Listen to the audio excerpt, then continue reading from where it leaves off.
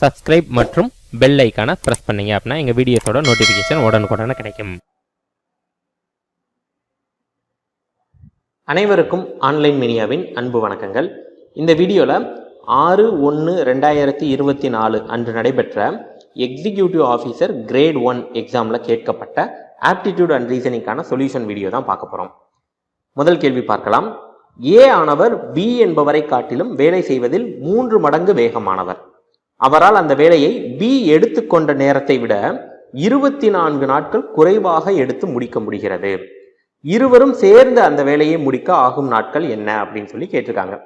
So இந்த கணக்கில் நம்ம டைம் அண்ட் ஒர்க்கை பொறுத்த வரைக்கும் 4 டைப் சொல்லுவோம். அதில் 2 டைப்பை வச்சு இதை செய்ய போகிறோம். இப்போ ஏ அப்படின்றவர் பிஐ காட்டிலும் 3 மடங்கு வேகமானவர்னு கொடுத்துருக்காங்க. அப்போ பி ஒரு நாளைக்கு 10 ஆப்பிள் சாப்பிட்டா ஏ ஒரு நாளைக்கு 30 ஆப்பிள் சாப்பிடுவார். ஏன்னா 3 மடங்கு வேகமானவர்ல, அதனால 30 ஆப்பிள் சாப்பிடுவார். ஸோ இது எஃபிஷியன்சி அப்படின்ற கான்செப்டை வச்சு நம்ம எழுதிட்டோம். அடுத்து என்ன சொல்லியிருக்காங்க, நமக்கு ஒவ்வொருத்தவங்களும் ஏ இவ்வளோ நாளில் முடிப்பார், பி இவ்வளோ நாளில் முடிப்பார்ன்றதே தெரியலை. ஆனால் என்ன சொல்லியிருக்காங்க, ஏ பி எடுத்துக்கொண்ட நேரத்தை விட 24 நாட்கள் குறைவாக எடுத்து முடிக்க முடிகிறதுன்னு சொல்லியிருக்காங்க. அப்போ பி எக்ஸ் டேஸில் ஒரு வேலையை முடிச்சா ஏ 24 நாள் முன்னாடியே முடிச்சிடறாரு. அப்போ எக்ஸ் - 24 டேஸ்லேயே முடிச்சிருவாரு. ஸோ அப்போ நம்ம டோட்டல் ஒர்க்குனா என்ன பண்ணுவோம், அவங்களோட ஒரு நாள் வேலையையும் இந்த எடுத்துக்கொண்ட நாளையும் பெருக்குவோம். சரிங்களா? ஸோ அப்போ நம்ம என்ன பண்ண போகிறோம் அப்படின்னா, ஏ ஒரு நாளைக்கு 30 ஆப்பிள் சாப்பிட்றாருன்னு எடுத்துக்கிறோம். Into X - 24 is equal to 10 into x. அப்போ இதுதான் ரெண்டும் டோட்டல் ஒர்க்கு ஈக்குவல் அப்படின்னு எடுத்துக்கிறோம். இப்போ சால்வ் பண்ணுவோம். 30 எக்ஸு மைனஸ் 3 24 72 ஒரு 0 ஆட் பண்ணிக்கலாம். 10 எக்ஸு. இப்போ 10 எக்ஸ் இங்கிட்ட வந்துச்சுன்னா கழிச்சிருவோம். 30 எக்ஸில் 10 எக்ஸ் போச்சுன்னா 20 எக்ஸு. இந்த 720 அங்கிட்ட வந்துச்சுன்னா ப்ளஸ் ஆயிரும். இப்போ 0 0 இந்த அடிச்சு கொடுத்தோம்னா என்னது 36. ஸோ அப்போ எக்ஸுக்கு பதிலாக 36 அப்படின்னு வருது. ஸோ அப்போ பி அந்த வேலையை 36 நாளில் முடிக்கிறாரு. ஏ எக்ஸ் - 24 36ல் 24 போச்சுன்னா எவ்வளவு 12 நாளில் முடிக்கிறாரு. சரிங்களா?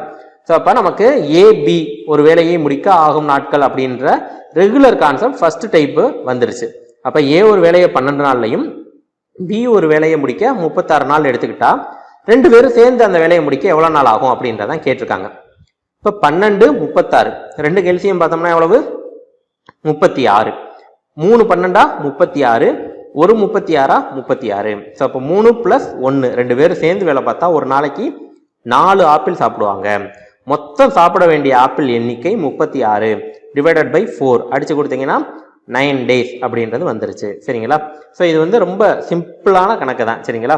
ஆனால் நம்ம அந்த கான்செப்டை தெளிவாக அண்டர்ஸ்டாண்ட் பண்ணீங்கன்னா ரொம்ப ஈஸியாக பண்ணிடலாம். நம்ம எப்பயும் போல தான் அந்த 4 டைப்புக்குள்ள தான் எல்லா கணக்கையுமே செய்வோம். சரி, அடுத்த கேள்வி பாருங்க. 2015 உலகக்கோப்பை கிரிக்கெட் விளையாட்டு போட்டியின் நுழைவுச் சீட்டின் விலை ரூபாய் 1500. இந்த ஆண்டு அதன் விலை 18% அதிகரித்தால் இந்த ஆண்டு நுழைவுச் சீட்டின் விலை எவ்வளவுன்னு கேட்குறாங்க. 1500 இன்ட்டு 18% எவ்வளவு 18/100. இதை அடிச்சு கொடுத்துருங்க. இப்போ 18 15 எவ்வளவு அப்படின்றது உங்களுக்கு பெருக்கல் வாய்ப்பாடு கரெக்டாக தெரிஞ்சிச்சுன்னா ஓகே. தெரியலைன்னா நீங்கள் என்ன பண்ணணும், நல்லா படிக்கணும் பெருக்கல் வாய்ப்பாடை. 18 15 எவ்வளவு 270. ஸோ மொத்தம் டிக்கெட் விலை எவ்வளோ சொல்லியிருக்காங்க 1500. ஸோ அப்போ அதையும் கூட்டிடுவோம். சரிங்களா? இப்போ கூட்டினோம்னா எவ்வளவு 1770. ஸோ ஆப்ஷன் சியில் 1770 கொடுத்துருக்காங்க. அதுதான் என்னது சரியான பதில். ரொம்ப டைரக்ட் கொஸ்டின் தான் இது. அடுத்த கேள்வி பார்க்கலாம். 1 கியூப் + 2 கியூப் + 3 கியூப் அப்படியே கே கியூப் வரைக்கும் போது இதோட வேல்யூ கொடுத்துட்டாங்க 44100 எனில் 1 + 2 + 3 + கே இதோட மதிப்பு என்ன அப்படின்னு சொல்லி கேட்குறாங்க. நமக்கு அதாவது இயல் எண்களின் கணங்களின் கூடுதல் ஃபார்முலா தெரியும். n into n + 1/2 the whole squared. சரிங்களா? இப்படிதான் இருக்கு. நமக்கு என்ன கொடுத்துருக்காங்க, இதோட மதிப்பு அப்படின்னு பார்த்தீங்கன்னா 44100 அப்படின்னு சொல்லிட்டாங்க. சரிங்களா? ஸோ நமக்கு இதுக்கான ஃபார்முலாவும் தெரியும். இதுக்கான ஃபார்முலா என்னதுன்னா n இன்ட்டு n + 1/2 இதுதான் இதுக்கான ஃபார்முலா. ஸோ அப்போ நமக்கு இந்த ஸ்கொயரை மட்டும் அங்கிட்டு கொண்டுட்டு போயிட்டோம் அப்படின்னா நமக்கு இதோட மதிப்பு கிடைச்சிரும். சரிங்களா? ஏன்னா இதோட ஃபார்முலா இதுதான். ஒரே ஒரு ஸ்கொயர் மட்டும்தான் இந்த கியூபுக்கு ஆட் பண்ணுவோம், அவ்வளோதான். அப்போ இந்த ஸ்கொயரை அங்கிட்டு கொண்டுட்டு போயிட்டோம்னா நமக்கு ஆன்சர் வந்துடும். ஸோ இந்த ஸ்கொயரை அங்கிட்டு போச்சுன்னா நமக்கு என்னவாயிரும், ஸ்கொயர் ரூட்னு ஆயிரும். ஸோ 441 அப்படின்னா உங்களுக்கே தெரியும் 21. 2 0 வந்துருந்துச்சுன்னா 1 0 போட்டுக்கலாம். ஸோ அப்போ ஆன்சர் என்னது 210. ரொம்ப சிம்பிளான ஒரு கேள்வி தான். ஸோ அப்போ ஆப்ஷன் ஏ 210 அப்படின்றதான் சரியான பதில். சரி, அடுத்த கேள்வி பார்க்கலாம். பின்வரும் தொடர் வரிசையில் அடுத்து வரும் எண் யாது அப்படின்னு சொல்லி கேட்டிருக்காங்க. ஸோ இது எல்லாமே என்னது அப்படின்னா ரோமன் லெட்டர்ஸ். சரிங்களா? ஸோ இப்போ வி அப்படின்னா என்னது 5, இது 10, 2x போட்டோம்னா என்னது 20. அடுத்து எக்ஸ் எல்லுன்னு போட்டிருக்காங்க. அப்ப எக்ஸ்னா என்னது 10ன்னு தெரியும். எல்லுனா என்னதுன்னா 50. 50க்கு முன்னாடி எக்ஸை போட்டோம்னா இது என்னன்னு அர்த்தம் 40. ஸோ அப்ப இங்க என்ன கொடுத்துருக்காங்கன்றதை நான் இங்க எழுதி காமிக்கிறேன் பாருங்களேன். 5, 10, 20, 40. அப்ப அடுத்து என்ன வரும்? எல்லாமே டபுள் ஆகுது. 5 2 10, 10 2 20, 20 2 40, 40. அடுத்து என்ன வரணும்? 80. ஸோ அப்ப எள்ளு தான் என்னது 50. சரிங்களா? அப்ப எள்ளுன்னு போட்டுருவோம். அடுத்து வந்து 30னா 3 எக்ஸை போட வேண்டியதுதான், அவ்வளவுதான் 80. அப்ப எல் ட்ரிபிள் எக்ஸ் 80 அப்படின்னு போடுவோம். சரி சார், அடுத்து 90 அப்படின்னா எப்படி சார் எழுதுவீங்க? 90னா சீனா என்னது 100, சீனா என்னது 100. அப்ப 100ல 10 கழிப்போம். சரிங்களா? எக்ஸ் சி இதுதான் என்னது அப்படின்னா 90. சரிங்களா? நம்ம இப்ப 4னா எப்படி எழுதுவீங்க? 5னா வி, இதுக்கு முன்னாடி 1 போட்டோம்னா 4ன்னு சொல்றீங்களா? இப்போ 3னா என்ன பண்ணீங்க? 3 தடவை 1 போடுறீங்க. அதே கான்செப்ட் தான். 3 தடவை எக்ஸை போட்டோம்னா 30, எல்லுக்கு அப்புறம் 3 30 போட்டோம்னா 80. இப்போ சீனா என்னது இது, டினா 500 அப்படின்னு அர்த்தம். சரிங்களா? இதெல்லாம் படிச்சு வச்சுக்கோங்க. எம்னா என்னது அப்படின்னா 1000. இப்போ இந்த மாதிரி இதுவும் நமக்கு என்ன பண்றாங்க, டிஎன்பிசியில் கேட்குறாங்க. அப்போ ரோமன் லெட்டரோட வேல்யூ என்னன்றதை தெரிஞ்சுக்கோங்க. அடுத்த கேள்வி பாருங்க. 2 எண்களின் கூடுதல் 36, மேலும் அவற்றுள் ஒரு எண் மற்றொரு எண்ணை விட 8 அதிகம் எனில் அந்த எண்களில் சிறிய எண் காண்கன்னு சொல்றாங்க. இப்போ ஒரு எண் வந்து மற்றொரு எண்ணை விட 8 அதிகம், அதனால எக்ஸ்ன்றது ஒய்யை விட 8 அதிகம் அப்படின்னு வச்சுக்கிறேன். சரிங்களா? இப்போ 2 எண்களின் கூடுதல் அப்படின்றத என்ன சொல்றாங்க? X plus y is equal to 36. So அப்போ நான் என்ன பண்றேன்? எக்ஸுக்கு பதிலாக ஒய் பிளஸ் 8 அப்படின்னு பிரதியிட்டேன். Y is equal to 36. அப்போ 2y இஸ் ஈக்குவல் டு 36, இங்கிட்ட 8 போச்சுன்னா மைனஸ் ஆகும். அப்போ 28. ஸோ இதை அடிச்சு கொடுத்தோம்னா என்ன வருது? 14. ஸோ அப்போ ஒய் இஸ் ஈக்குவல் டு 14 அப்படின்னு வருது. இந்த ஒய் தான் என்னது அப்படின்னா சிறிய எண். சரிங்களா? ஏன்னா எக்ஸ் வந்து பெரிய எண், 8 கூட இருக்குல்ல. அப்போ ஆன்சர் என்னது? அதில் சிறிய எண் தான் கேட்டிருக்காங்க, ஒய் தான் சிறிய எண். அப்போ அது என்னது? 14. ஸோ ரொம்ப சிம்பிளான கேள்வி தான். சரி, அடுத்த கேள்வி பார்க்கலாம்.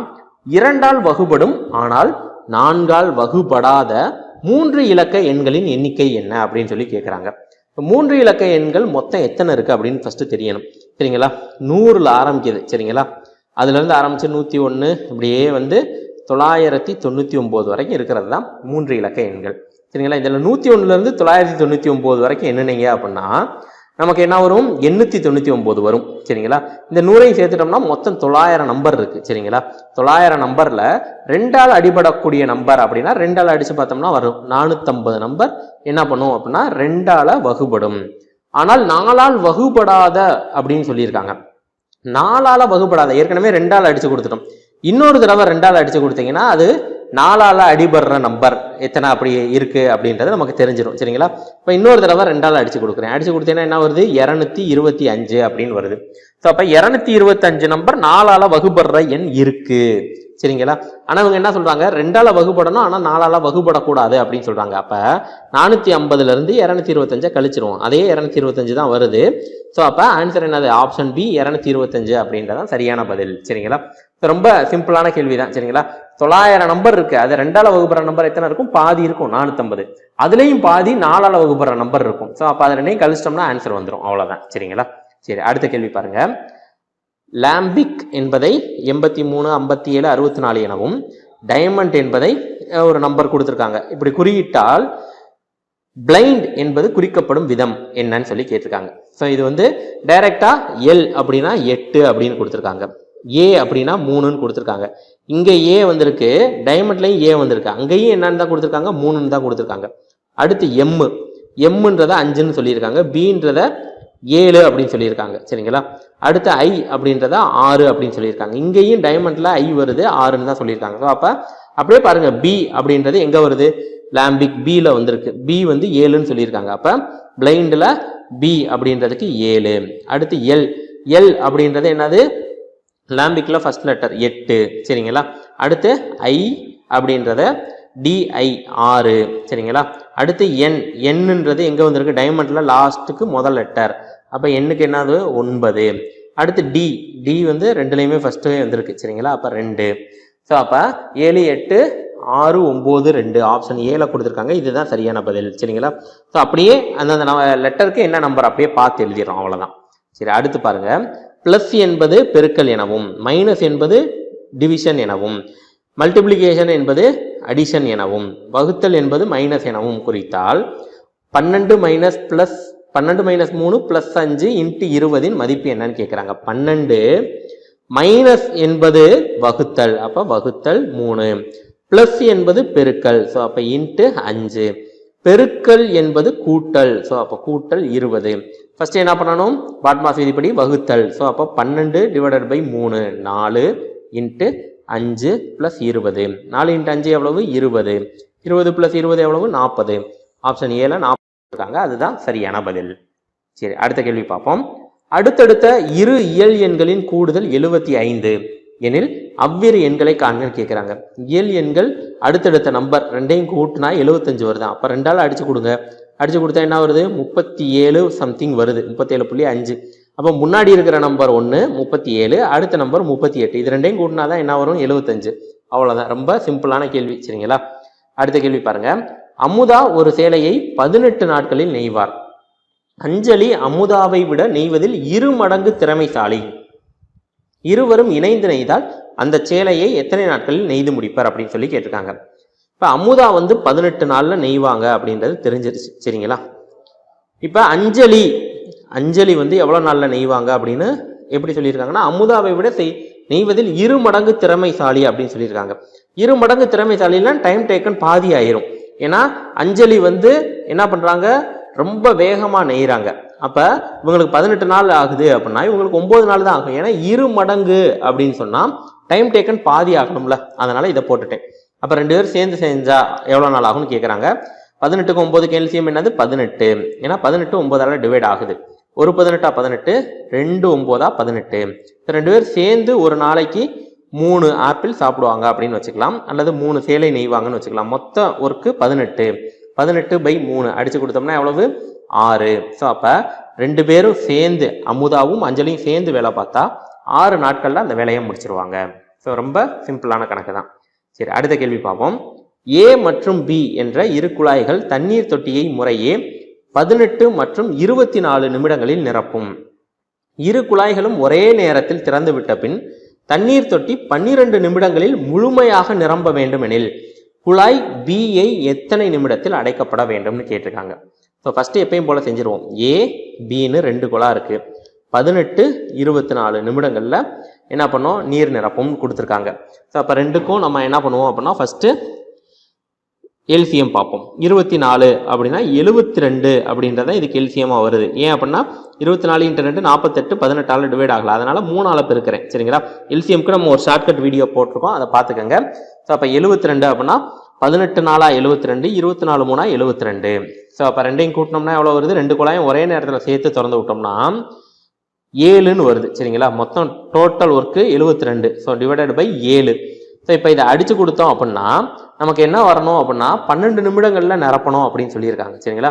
இப்போ 7ஆம் வாய்ப்பாடால் அடித்தோம் அப்படின்னா நமக்கு என்ன வருது அப்படின்னா 5 70 அப்படின்னு வருது. சரிங்களா? அடுத்து மீதி குழாய் பியை அடைச்சிடணும். சரிங்களா? இப்போ 10 நிமிடத்தில் குழாய் பியை அடைச்சிட்டோம் அப்படின்னா ஏற்கனவே 70 லிட்டர் நம்பிருச்சு. சரிங்களா? மீதி 2 லிட்டர். ஏ ஒரு நாளைக்கு எத்தனை லிட்டர் அப்படின்னா 4 லிட்டர் கொடுத்துருக்காங்க. சரிங்களா? ஏ ஒரு நமக்கு நிமிடம் கொடுத்துருக்காங்கன்னா ஒரு நிமிடத்துக்கு 4 லிட்டர் அப்படின்னு கொடுத்துருக்காங்க. ஸோ அப்போ அடுத்து நம்ம என்ன பண்ண முடியாது, ஏன்னா 12 நிமிஷம் வரணும், இதுலேயே 10 நிமிஷம் ஆயிடுச்சு. சரிங்களா? ஸோ அடுத்து 7ஆல் அடிக்கல, கொஞ்சம் முன்னாடி போயிடுவோம். இப்போ 9 63 அப்படின்னு வருது. ஆனால் 63க்கு அடுத்து என்ன பண்ணுவோம், இந்த 4 தான் கூட்டிக்கிட்டே வருவோம். ஸோ 4 கூட்டிக்கிட்டே வந்தோம்னா 72 ரவுண்டாக வராது. சரிங்களா? ஏன்னா மொத்தம் 72 லிட்டர் நிரப்பணும். அப்போ அதுவும் பாசிபிள் கிடையாது. அடுத்து 56 அப்படின்னு வச்சு பார்ப்போம். சரிங்களா? அப்போ 8 நிமிடங்கள்ல என்ன பண்ணியிருக்கோம் அப்படின்னா 56 லிட்டர் நிரம்பி இருக்கும். இந்த சமயத்தில் நம்ம என்ன பண்றோம் அப்படின்னா பீன்ற குழாயை அமர்த்திடுறோம். சரிங்களா? பீன்ற குழாயை அமர்த்திட்டோம் அப்படின்னா நமக்கு அடுத்து 9வது நிமிடம் என்னவாகுது அப்படின்னா ஒரு 4 லிட்டர் ஏ நிரப்புது. அப்போ 60 லிட்டர் ஆயிரும். 10வது நிமிடம் 64 ஆகும். 11வது நிமிடம் என்னவாகும் 68 ஆகும். 12வது நிமிடம் என்னவாயிரும் 72 லிட்டர் நிரம்பிடும். ஸோ இதுதான் அவங்க கேட்டிருக்காங்க. 12 நிமிடங்கள்ல முழுமையா நிரம்பணும் அப்படின்னு சொல்லியிருக்காங்க. ஸோ அப்ப நம்ம 8 நிமிடங்கள்ல குழாய் பியை அமர்த்தணும் அப்படின்றதான் சரியான பதில். சரிங்களா? ஸோ அப்ப இந்த லாஜிக்கை நீங்க தெளிவா அண்டர்ஸ்டாண்ட் பண்ணுங்க. எப்ப பி குழாயை அமர்த்தணும்னு கேட்டிருக்காங்க. ஸோ அப்ப அதுக்காக தான் இந்த லாஜிக்கா நான் அடிச்சு காமிக்கிறேன். இப்ப 10 நிமிடங்கள் அப்படின்னு வருதுன்னா 10 நிமிடங்கள்ல 70 லிட்டர் நிரம்பிருச்சு. மீதி 2 லிட்டர் தான் நிரம்பணும். ஏ குழாயை போட்டோம்னா ஒரு நிமிஷத்துல 4 லிட்டர், அப்ப அரை நிமிஷம் தான் வருது. சரிங்களா? அப்ப 10 நிமிடத்திலேயே மொத்தமா நிரம்பிடுது. அப்ப 10 நிமிடத்துல அமர்த்தக்கூடாது. அடுத்து 9 நிமிடத்துல அமர்த்தினா என்ன ஆகுது, 8 நிமிடத்துல அமர்த்தினா என்ன ஆகுது அப்படின்றதான் செக் பண்ணோம். 8 நிமிடத்துல அமர்த்தையில கரெக்டா 72 லிட்டர் 12 நிமிடங்கள்ல நிரம்பிடுது. ஸோ 2 கண்டிஷன் சாட்டிஸ்ஃபை பண்ணணும். சரிங்களா? அதனால அந்த கண்டிஷனை வச்சு நம்ம செக் பண்றோம். சரிங்களா? ஸோ ரொம்ப கஷ்டமான கேள்வி அப்படின்னு சொல்ல முடியாது. ஆனா ஏதோ ஒரு லாஜிக் இருக்கு அப்படின்றதுனால அந்த லாஜிக் அண்டர்ஸ்டாண்ட் பண்ணணும். அடுத்த கேள்வி பாருங்க. ஒரு உருளையின் கன அளவு 448 பை சென்டிமீட்டர் கியூப் மற்றும் உயரம் 7 சென்டிமீட்டர் எனில் உருளையின் வலைபரப்பு காண்கன்னு சொல்லியிருக்காங்க. உருளையோட வலைபரப்புக்கு ஃபார்முலா என்ன அப்படின்னு பார்த்தோம்னா 2πRh அப்படின்றதான் ஃபார்முலா. இது ஈக்குவல் டு என்ன அப்படின்றதான் கேட்டிருக்காங்க. ஆனா கன அளவு நமக்கு கொடுத்துருக்காங்க. கன அளவுக்கான ஃபார்முலா என்னது, πr²h. சரிங்களா? ஸோ அப்ப πr²h ஈக்குவல் டு 448 பை அப்படின்றத கொடுத்துருக்காங்க. பை கேன்சல் ஆயிருச்சு. r² தான் கண்டுபிடிக்க போறோம். h வந்து 7 அப்படின்னு கொடுத்துட்டாங்க. இங்கிட்டு 448 அப்படின்னு கொடுத்துருக்காங்க. 7ஆல அடிச்சு கொடுத்தோம் அப்படின்னா 6 42, 7 4 28. இப்போ r² ஈக்குவல் டு 64னா r ஈக்குவல் டு என்னது 8 சென்டிமீட்டர். சரிங்களா? ஸோ இப்போ r கண்டுபிடிச்சிட்டோம். இப்போ இந்த ஃபார்முலா அப்படியே பிரதிட்டலாமா? 2 × 22 பை 7 இன்ட்டு ஆரம் வந்து 8ன்னு கண்டுபிடிச்சிட்டோம். உயரம் வந்து 7ன்னு கொடுத்துருக்காங்க. 7 கேன்சல் ஆயிருச்சு. சரிங்களா? இப்போ 2 × 8 16, 16 2 32. சரிங்களா? இந்த 32 இதை 2 × 11ன்னு வச்சுக்கிறேன். சரிங்களா? 2 4, 4 8 32. இதை 11 பெருக்கிறது எப்பயுமே ஈஸி தான். 2 அப்படியே எழுதிடுவோம். 2 3 கூட்டினா 5, 3, 352 சென்டிமீட்டர் ஸ்கொயர்டு அப்படின்றதா என்னது இதோட வலைப்பரப்பு. ஸோ ரொம்ப சிம்பிளான கேள்வி தான். சரிங்களா? சரி, அடுத்து பார்க்கலாம். ஒரு தொழிற்சாலையின் உலோக வாளி கூம்பின் இடைக்கண்ட வடிவில் உள்ளது. அதன் மேற்புறம் மற்றும் அடிப்புற விட்டங்கள் முறையே 10 மீட்டர் மற்றும் 4 மீட்டர் ஆகும். அதன் உயரம் 4 மீட்டர் எனில் இடைக்கண்டத்தின் வலைப்பரப்பு என்ன அப்படின்னு சொல்லி கேட்டிருக்காங்க. சரிங்களா? ஸோ இது வந்து என்னது அப்படின்னா ஸ்கூல் புக்ல இருந்து டைரக்டா இந்த கொஸ்டின் எடுத்திருக்காங்க. சரிங்களா? இடைக்கண்டம் அப்படின்னா எப்படி இருக்கும், கூம்புல நம்ம பாதியா இருக்கும். சரிங்களா? ஸோ அப்ப இதுல மேற்புற ஆரம் வந்து என்னவா இருக்கு, அதிகமா இருக்கு. அதனால இப்படி போட்டேன். சரிங்களா? மேற்புற ஆரம் அதிகமா இருக்கு. ஸோ மேற்புற ஆரம் வந்து 5 மீட்டர், 10 மீட்டர் விட்டம்னு சொல்லியிருக்காங்கன்னா 5 மீட்டர் ஆரம். அதே மாதிரி கீழே வந்து கீழ்ப்புற விட்டம் அடிப்புற விட்டம் வந்து 4 மீட்டர் சொல்லியிருக்காங்க. அப்ப 2 மீட்டர் அப்படின்னு எடுத்துக்கிறேன். உயரம் கொடுத்துருக்காங்க 4 மீட்டர். சரிங்களா? உயரம் வந்து 4 மீட்டர் அப்படின்றது கொடுத்துருக்காங்க. ஸோ இப்போ இந்த இடைக்கண்டத்தோட வலைபரப்பு கேட்டிருக்காங்க. ஸோ வலைபரப்புக்கு ஃபார்முலா நமக்கு தெரியணும். சரிங்களா? கர்வ்டு சர்ஃபேஸ் ஏரியா அது நம்ம புக்கில் வந்து ரெண்டையுமே கேட்டிருப்பாங்க. வலைபரப்பும் கேட்டிருப்பாங்க, மொத்த புறப்பரப்பும் கேட்டிருப்பாங்க. நமக்கு எக்ஸாமில் வலைபரப்பு மட்டும்தான் இப்போ கேட்டிருக்காங்க. சரிங்களா? ஸோ இதுக்கான ஃபார்முலா என்னது அப்படின்னு பார்த்தீங்கன்னா π × r + r × l அப்படின்றதான் ஃபார்முலா. சரிங்களா? ஸோ அப்போ இந்த ஃபார்முலா போட்டோம்னா நமக்கு ஆன்சர் வந்துடும். ஆனால் இதில் எல் அப்படின்றதுக்கு ஒரு ஃபார்முலா இருக்குது. சரிங்களா? எல் ஈக்குவல் டு √h²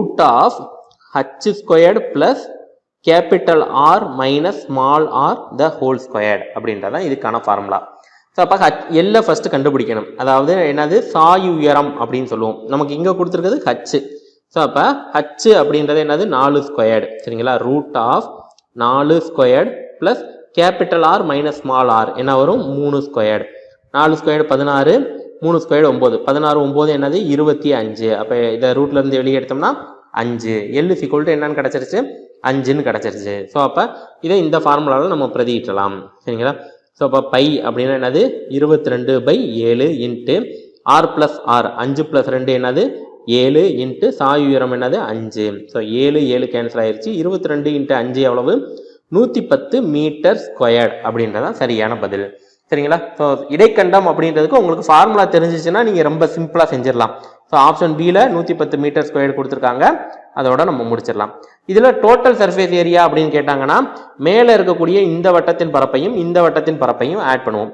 அதாவது π ஸ்மால் r², π கேபிட்டல் R² இது ரெண்டையும் கண்டுபிடிச்சி இதோட ஆட் பண்ணிட்டீங்கன்னா டோட்டல் சர்ஃபேஸ் ஏரியா கிடைச்சிரும்.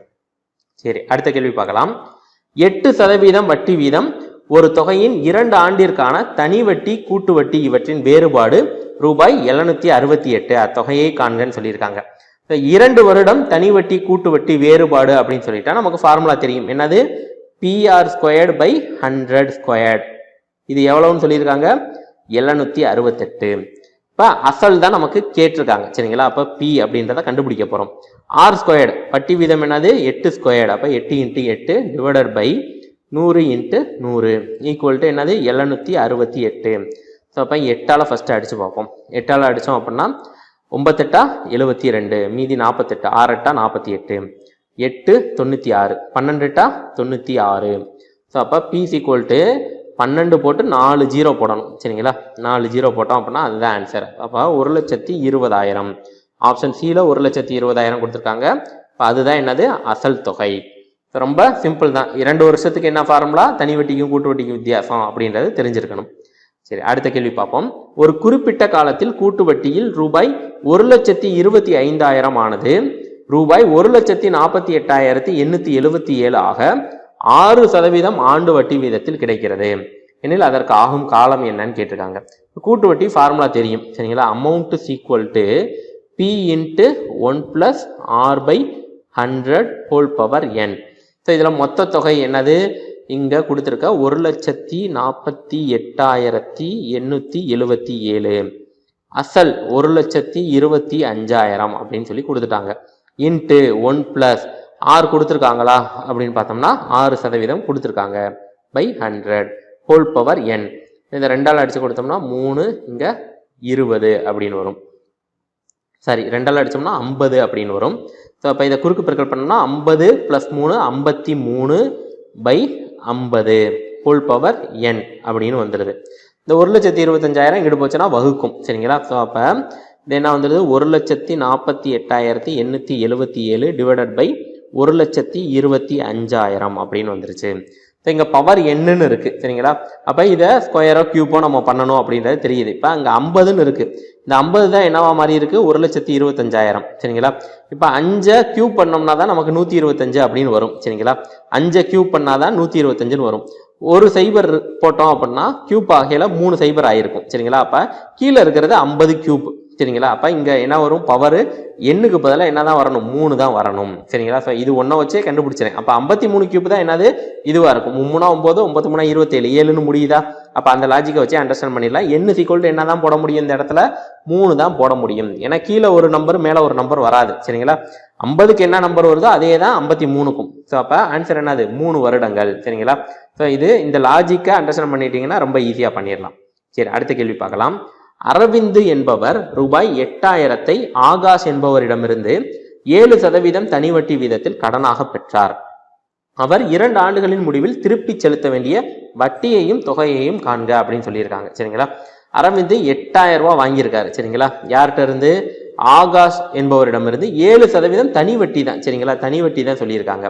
அப்ப தனி வட்டி அப்படின்னா 2 வருஷம். PN R/100. எண்ணுக்கு பதிலாக 2 வருஷம். R வந்து 7/100 அப்படின்னு போட்டாச்சு.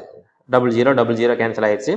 7 2 14, 14 × 8 போட்டோம்னா நமக்கு ஆன்சர் வந்துடும். சரிங்களா? ஸோ அப்போ நமக்கு வாய்ப்பாடு எப்பயுமே என்ன தெரியணும் அப்படின்னா நல்லா தெரியணும். சரிங்களா? அப்போ 112 ஒரு 80ல் சைபர் இருக்கு.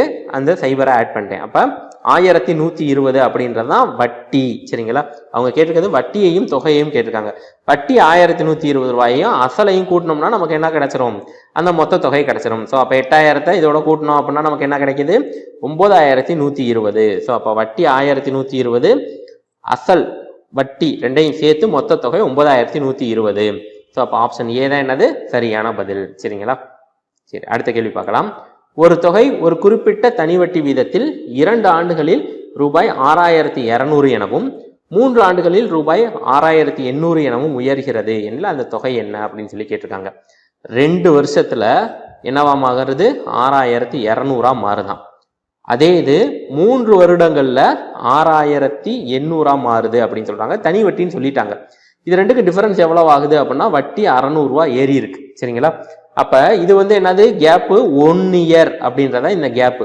அப்போ 1 இயருக்கு வட்டி 600 அப்படின்னா எத்தனை வருஷம் தாண்டினாலும் சரி, இல்லை வருஷத்துல இருந்து கணக்கு பண்ணாலும் 600 ரூபா தான் ஒரு வருஷத்துக்கு வட்டியா இருக்கும்.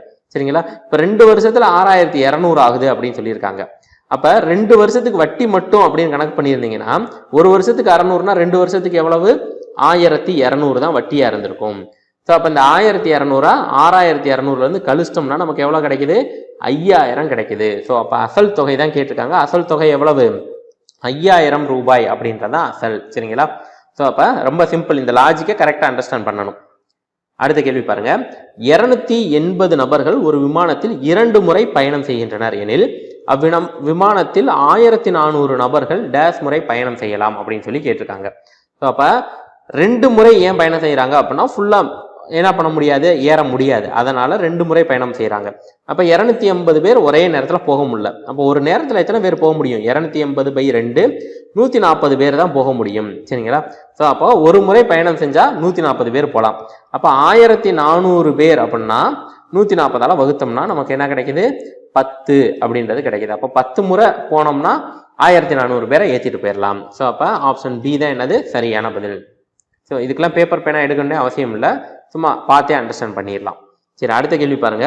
ஒரு சூடேற்றி 40 நிமிடங்களில் 3 அலகுகள் மின்சாரத்தை பயன்படுத்துகிறது. 2 மணி நேரத்தில் எத்தனை அலகுகள் மின்சாரத்தை அது பயன்படுத்தும்னு கேட்டிருக்காங்க. 40 நிமிடங்கள்ல என்ன பண்ணுது? 3 யூனிட் மின்சாரத்தை பயன்படுத்துது அப்படின்னு சொல்றாங்க. 2 மணி நேரம்னா என்னது? 120 மினிட்ஸ் அப்படின்னு நம்ம சொல்லுவோம். சரிங்களா? இதுல எவ்வளவு யூனிட்டை பயன்படுத்தும்னு கேட்டிருக்காங்க. இப்ப 40ன்றது என்னவா இருக்கு? 120 ஆயிருக்கு. அப்ப நான் என்ன பண்றேன்? மல்டிப்ளை பை 3 பண்ணேன்னா 120 நிமிஷம் ஆயிருக்கு. அப்ப இங்கேயும் மல்டிப்ளை பை 3 போடுங்க. 3 × 3 என்னது? 9 யூனிட்ஸ். அப்ப 2 மணி நேரத்துல எவ்வளவு யூனிட் பயன்படுத்தும்? 9 அலகுகள் மின்சாரத்தை பயன்படுத்தும். ஸோ அப்ப ஆப்ஷன் டி தான் என்னது சரியான பதில். சரி, அடுத்து ஒரு எல்சிஎம் கணக்கு கொடுத்துருக்காங்க. t² - 13t + 42 t² - 36, t-7 whole கியூப்பின் மீச்சிமா காண்கன்னு சொல்லியிருக்காங்க. ஃபர்ஸ்ட் நம்ம இங்க கொடுத்துருக்கிற குவாட்ரடிக் ஈக்குவேஷனை சால்வ் பண்ணுவோம். ஸோ இப்போ இதில் வந்து என்ன பண்ணுவோம் அப்படின்னா, t² முன்னாடி இருக்க கெழுவையும் நம்ம மாறிலி உறுப்பையும் பெருக்குவோம். சரிங்களா? ஸோ அப்போ 1 × 42 42. அடுத்து இங்கே இருக்கக்கூடியதை பார்ப்போம். டீக்கு முன்னாடி இருக்கக்கூடியது -13. அப்போ பெருக்குனா 42 வரணும், கூட்டுனா -13 வரணும். 6 7 42, 2க்கு மைனஸை போட்டோம் அப்படின்னா பெருக்குனா 42 வருது, கூட்டுனா -6 -7 -13 வந்துருச்சு. ஸோ அப்போ ஃபர்ஸ்ட் கொடுத்துருக்கிறத நம்ம எப்படி எழுதலாம் அப்படின்னு பார்த்தோம்னா, t-6 × t-7 அப்படின்னு எழுதலாம். சரிங்களா? ஸோ அப்போ இதை முடிச்சிட்டோம். சரிங்களா? அடுத்து t² - 36 அப்படின்றது இருக்கு. ஸோ இதை எப்படி எழுதலாம் அப்படின்னா, t² - 6² அப்படின்னு எழுதலாம். அப்போ இதை எப்படி எழுதலாம்? t + 6 × t-6 அப்படின்னு எழுதலாம். ஸோ t + 6 × t-6 அப்படின்னு எழுதலாம். t-7³ அப்படின்றது அப்படியே இருக்கட்டும். சரிங்களா? ஸோ இப்போ இதை பார்த்தோம்னா t-6 அப்படின்றது ஒரு தடவை வந்திருக்கு. எல்லாத்துலேயுமே வந்திருக்கா? வரல. கடைசி இதில் வரலைனாலும் நம்ம எடுத்துக்கலாம். உயர்ந்த அடுக்கு எடுக்கணும். ஸோ அப்போ t-6 அப்படின்றது எல்லாத்துலேயுமே ஒரு தடவையாவது வந்திருக்கு. கடைசி இதில் வரல, இருந்தாலும் எடுத்துக்கலாம். t-7 இங்கே வந்திருக்கு, இங்கே t-7³ வந்திருக்கு. அது போக t + 6 வந்திருக்கு. சரிங்களா? ஸோ அப்போ t-7ல உயர்ந்த அடுக்கு t-7³ தான் எடுக்கணும். சரிங்களா? t + 6 அப்படின்றது ஒரே ஒரு இடத்துல வந்திருக்கு, அதனால அதையும் எழுதிக்கிறேன். சரிங்களா? அப்போ ஆன்சர் என்னது? t-6 × t + 6 × t-7 whole cube. So அப்போ ஆப்ஷன் சியில் அதை கொடுத்துருக்காங்க, அதுதான் சரியான பதில். இதில் மாற்றி மாற்றி எழுதுறதுனால எந்த தப்பும் கிடையாது. சரிங்களா? t-6 × t-7 whole cube × t + 6 பெருக்கல் தானே, அதை எப்படி வேணாலும் எழுதிக்கலாம். சரி, அடுத்த கேள்வி பார்க்கலாம். முழுவதுமாக நிரப்பப்பட்டுள்ள 100 லிட்டர் 120 லிட்டர் 160 லிட்டர் கொள்ளளவு உள்ள கலன்களில் பாலினை சரியாக அளக்கக்கூடிய பாத்திரத்தின் அதிகபட்ச கொள்ளளவு என்னன்னு கேட்டிருக்காங்க. அப்ப இது அதிகபட்ச கொள்ளளவுன்னு கேட்டுட்டாங்கன்னா HCF கண்டுபிடிக்கணும். 100 120 160 பார்த்தோன்னே சொல்லிடலாம், இருந்தாலும் செஞ்சு காமிக்கிறேன். 20ன்னு போடலாமா? 5 6 8, அதுக்கப்புறம் எதுவும் பொதுவாக இல்லை. அப்போ HCF என்னது? 20. ஸோ அப்போ இதை நம்ம பேப்பர் பேனாவே எடுக்க தேவையில்லை, பார்த்தோன்னே சொல்லிடலாம். சரி, அடுத்த கேள்வி பார்க்கலாம். இரு எண்களின் மீச்சிமா 630 மற்றும் மீப்போவா 9, மேலும் அந்த எண்களின் கூடுதல் 153 எனில் அவற்றின் வித்தியாசம் என்ன அப்படின்னு சொல்லி கேட்டிருக்காங்க. ஸோ இதில் நமக்கு 2 விஷயம் தெரியணும். எப்பயுமே இரு எண்களின் பெருக்கற்பலன் அப்படின்னு எடுத்துக்கிட்டோம் அப்படின்னா xy = அதோட மீப்போவா மற்றும் மீச்சீமா ஆகியவற்றின் பெருக்கற் பலன்களுக்கு சமமாக இருக்கும் அப்படின்னு சொல்லி நம்ம படிச்சிருக்கோம். சரிங்களா? ஸோ அப்போ அதை நான் அப்படியே பிரதிடுறேன். சரிங்களா? அப்போ அந்த இரு எண்களை XY அப்படின்னு நான் எடுத்துக்கிறேன். XY is equal to HCF into LCM என்னது 630 9 அப்படின்னு கொடுத்துருக்காங்க. சரிங்களா? அப்போ அதை அப்படியே பெருக்கி பார்த்துருவோம்.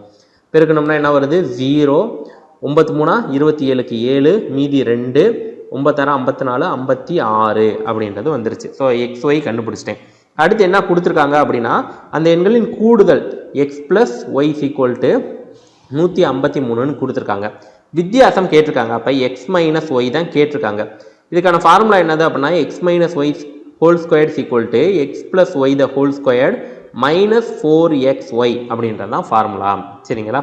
ஸோ அப்போ x plus y அப்படின்றது நமக்கு தெரியும் 153. ஸோ அப்போ அதை ஸ்கொயர் பண்ணிடுவோம். மைனஸ் 4 இன்ட்டு XY இங்கே கண்டுபிடிச்சிட்டோம் 5670.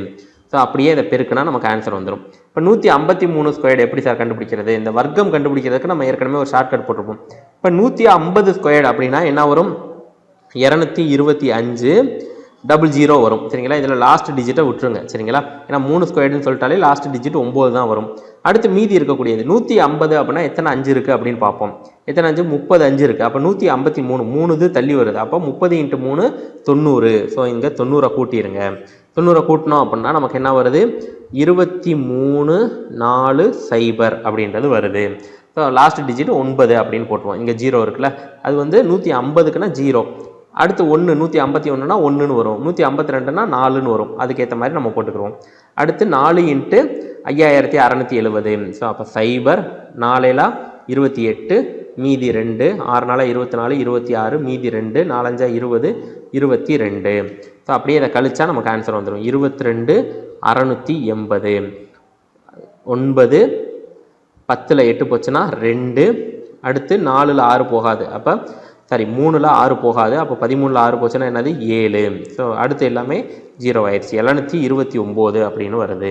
ஸோ அப்போ இது வந்து என்னது? x minus y the whole squared is equal to 729 அப்படின்னு வருது. ஸோ அப்போ இந்த ஸ்கொயர் இங்கிட்ட போச்சுன்னா ரூட் ஆகும். 729க்கு ரூட் எடுத்தோம்னா என்னது? 27. ஸோ ஆப்ஷன் சியில் 27 கொடுத்துருக்காங்க. அதுதான் என்னது? சரியான பதில். ரொம்ப ஈஸி தான். சரிங்களா? சரி, அடுத்த கேள்வி பார்க்கலாம். இரு எண்களின் மீப்பெரு பொது காரணி 2, மீச்சிறு பொது மடங்கு 154. அவ்விரு எண்களுக்கு இடையே உள்ள வேறுபாடு 8 எனில் அவற்றின் கூடுதல் காண்கன்னு சொல்லியிருக்காங்க. போன கணக்கு மாதிரியே தான் செய்யணும். சரிங்களா? ஆனால் இந்த ஃபார்முலாவில் x minus y whole squared போட்டோம். இப்போ x plus y த ஹோல் ஸ்கொயர்டு போட போகிறோம். அப்படியே மாற்றி போட போகிறோம். சரிங்களா? இல்லை அதே ஃபார்முலாவில் போட்டாலுமே ஆன்சர் வரும். ஒன்றுமே பயப்பட தேவையில்லை. சரி, இரு எண்களின் மீப்பெரு பொது காரணி மீச்சிறு பொது மடங்கு என்ன சொன்னேன்? ஃபஸ்ட்டு xy அப்படின்றத கண்டுபிடிக்கணும். xy அப்படின்னா என்னது? 2 × 154. ஸோ அப்போ நமக்கு என்ன வரும்? 308 அப்படின்றது xy. அடுத்து அவற்றின் வேறுபாடு x minus y அப்படின்றது கொடுத்துருக்காங்க 8.